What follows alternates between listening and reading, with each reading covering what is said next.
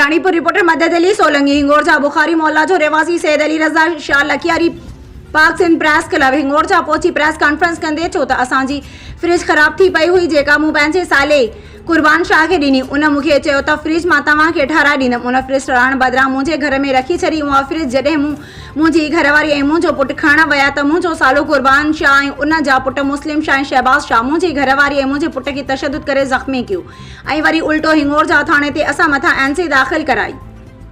गुज़िरे राति 9 बजे असांजे घर ते कुछ लोफर ऐं ॾोहारी क़िस्म जा माण्हू वठी कुर्बान शाह ॿीहर हमलो करायो जंहिं में मुंहिंजी घरवारी सख़्तु ज़ख़्मी थी पई जंहिंजी एनसी हिंगोर जा थाणे ते दाख़िल कराए अस्पताल जो लेटर वरितो ऐं हिन वक़्तु मुंहिंजी घरवारी गंबट गेम्स में दाख़िल आहे। राति जो हमलो कंदड़ जवाबदार जिन मुंहिंजे घर ते कुर्बान शाह जी बश ते हमलो कयो उन में कुर्बान शाह जा 2 पुट मुस्लिम शाह शहबाज शाह ऐं ॿिया ज़हूर सहतो सलाम सहतो ऐं कुझु नामालूम माण्हुनि हमलो कयो आहे। आईजी सिंडी आईजी सखर सैद पीर मोहम्मद शाह ऐं एसएसपी ख़ैरपुर खां मुतालबो कयो आहे त जवाबदार गिरफ़्तार करे मूंसां इंसाफ़ कयो वञे। ये जेके ॿी दौर वारा उहा बि उहे सैयद ई आहिनि। हाँ, उहे बि सैयद आहिनि। सालो आहे मुंहिंजो कुर्बान शाह।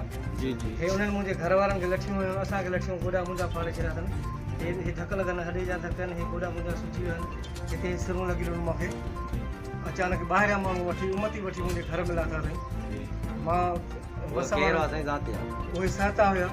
हिकिड़ो सलाम सहतो जेको हिते क्रिमिनल आहिनि, ज़हूर सहतो जंहिं 2007 में हमाद में मुंहिंजो पुटु अगवा कयो, 50 लख रुपया भंग वठी हुननि खे पुटु मोटाइनि। पाण हाणे 25 साल सज़ा कटे आयो आहे। दुनिया खे ख़बर आहे। उन जा 3 भाउर आहिनि, 4 5 एफआर उन ते दाख़िल आहिनि, 6 अगवान जूं, खूननि जूं, ढेरनि जूं, खुरनि जूं उन्हनि जे मथां जेको आहे एफआर दाख़िल थियलियूं आहिनि। उहे माण्हू वठी मुंहिंजे घर ते हमिलो करायो अथई। असां घर वारा पाण में ई मुंहिंजो नंढड़ो हुयो, हुननि जा बचड़नि जा लटा फाड़े छॾिया।